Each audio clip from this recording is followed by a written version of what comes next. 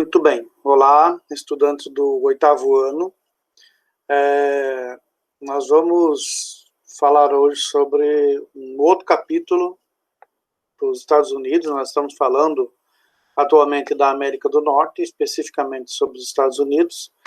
E eu, aproveitando esse momento de pandemia em que a gente está isolado e que não tem acesso a todos os meios de tete-a-tete, das aulas presenciais, eu tenho lançado mão de nós trabalharmos fora da caixinha, como se diz por aí. Então, eu vou trazer para vocês hoje uma provocação sobre um assunto que é muito polêmico e que tem uns capítulos bem interessantes a serem observados ao longo da história da construção do espaço geográfico dos Estados Unidos e associado à construção do espaço geográfico do Brasil, ainda no período imperial, período escravocrata.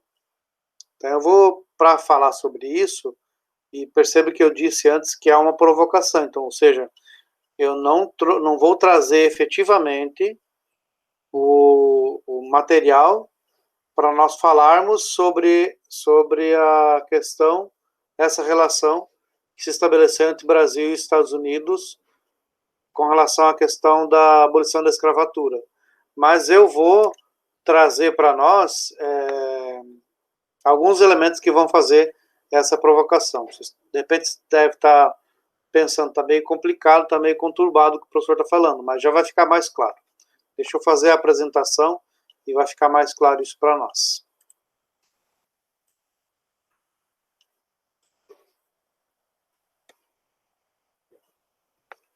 Então, a proposta é nós falarmos sobre o dia que o Brasil disse não aos Estados Unidos da América. Não com relação ao quê? Já vamos ver aí. Então, quando a gente fala, quando eu abro para falar sobre isso, eu trago aqui a primeira imagem para vocês, que é a imagem do espaço territorial que seria território brasileiro, que estaria dentro da Amazônia brasileira, e aquilo que é território internacional, que estaria naquilo que a gente chama de Amazônia Internacional. Por que trazer esse elemento especificamente? E mais dados aqui, né, para nós pensarmos o tamanho dessa Amazônia. Então, a Amazônia, que é internacional, ela tem 7 milhões de quilômetros quadrados. E ela está dentro de 9 países. Está dentro do Brasil, está dentro das Guianas, Guiana Francesa, Guiana Holandesa e o Suriname, está dentro da Venezuela, Colômbia, Equador, Peru e a Bolívia. Então, está dentro desses 9 países. 50%, a Amazônia Internacional, representa em torno de 50% do território sul-americano. O bioma que nós temos presente aí é o bioma amazônico. Não vão falar bobagem igual o ministro do governo Bolsonaro falou, que no meio da Amazônia tem floresta atlântica. Não dá para falar uma bobagem dessa. Vocês são alunos inteligentes, não são ministros do governo Bolsonaro, e em função disso, por serem alunos, estudantes inteligentes, não vão falar uma besteira tão grande como essa, né? É uma floresta, então, nesse caso, porque está próximo da linha do Equador, equatorial. Dentro dessa Amazônia Internacional, nós temos aquilo que a gente chama de Amazônia Legal.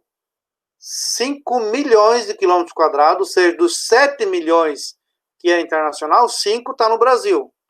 Está dentro de 9 estados brasileiros e representa quase 60% do território brasileiro. 56% da população indígena brasileira vive nessa região amazônica.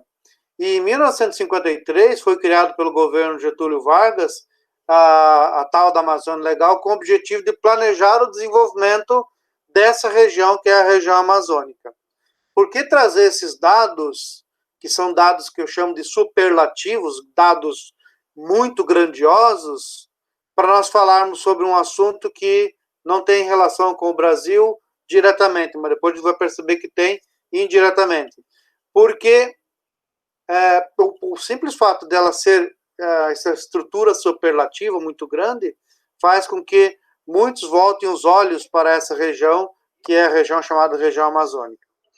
Um dos primeiros governos dos Estados Unidos que voltou os olhos para essa região, que é a região amazônica, foi o governo do Abraham Lincoln. Quem foi o Abraham Lincoln? Foi o governo que governou exatamente no período da Guerra da Secessão, quando o Sul e o Norte estavam brigando por não libertar ou libertar os seus escravos. E essa figura aí que vocês não conhecem, esse aqui é mais fácil vocês conhecerem. Inclusive tem 2 filmes famosos, né? Abraham Lincoln, Caçador de Vampiros aí, que abordam e que trazem essa figura. Essa outra figura talvez vocês não conheçam muito. Ele é o James Watson, né? Ele é um tipo de um super-ministro do governo Abraham Lincoln. Ele era anti-abolicionista. Então, essa figura, James Watson, era anti-abolicionista, ou seja, ele era contra a abolição dos escravos, e dizia que a abolição dos escravos seria um processo tão perigoso para os Estados Unidos, muito maior do que foi a própria Guerra da Secessão, né? Ele dizia que isso era um mal para os Estados Unidos, né? Já vamos entender por quê. E essa outra figura, que vocês também não devem conhecer, ele disse o seguinte: por que eu trago a figura e trago a fala dele? Porque a fala dele é muito importante para criar em cada um de nós brasileiros e em vocês também uma coisa chamada indignação. Olha o que ele diz sobre os brasileiros: a não ser que as províncias do Sul sejam satisfeitas com os trabalhadores de fora, o que só pode ser conseguido com uma mudança nas leis de colonização do Império, está falando do Império Brasileiro, do período imperial do Brasil, as províncias abaixo do Equador perderão seus trabalhadores, e o Norte, por causa disso, vai voltar a ser habitado por indígenas e bestas selvagens, dos quais tinha sido resgatado com a introdução do trabalho escravo africano. Então, essa figura aí, que é o secretário especial do governo Lincoln, né, ele fala sobre isso, esse William, não sei das quantas aí. Agora uma outra, que essa é um pouco mais contundente ainda, na minha maneira de interpretar, e que é uma outra provocação. Olha o que diz uma determinada figura dos Estados Unidos: quem vai povoar o vale do poderoso Amazonas? Aquele povo imbecil e indolente? Ou ele será desenvolvido por uma raça com energia e engenhosidade capaz de domar a floresta e trazer à tona os recursos que jazem ali? Quem falou isso foi essa figura aí, ó, Matheus Fontaine Maury. Ele é um estudioso das correntes marítimas, inclusive das correntes aí da região dali do Equador, e inventor do telégrafo submarino e do torpedo fluvial. Ou seja, ele era um ministro da guerra. E ele tinha a intenção de ocupar geograficamente a região amazônica. Ele também era escravocrata, e a intenção dele era ocupar a região amazônica. Ocupar que área? Olha aí, ó. Está aí colocado o mapa da área que ele já tinha imaginado. Eles já tinham pensado no mapa onde a Amazônia estaria sob o poder dos estadunidenses, né? Só para criar mais polêmica ainda, houve um momento da história em governos passados aí que apareceu aqui no Brasil uma polêmica violenta, falando que lá nos Estados Unidos tinha um livro de geografia para o 6º ano, onde aparecia a região da floresta amazônica recortada como se fosse pertencente aos Estados Unidos. Por que eu trouxe toda essa situação de polêmica, apresentando ela para vocês aqui?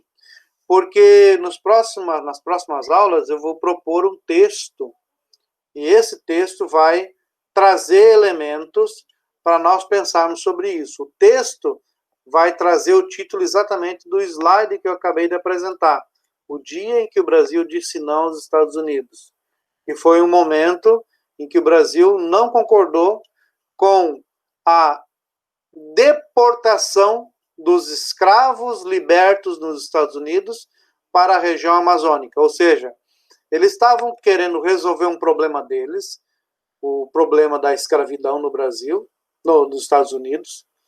Eles tinham liberto seus escravos e eles não conseguiam conceber que os escravos recebessem assim como os brancos.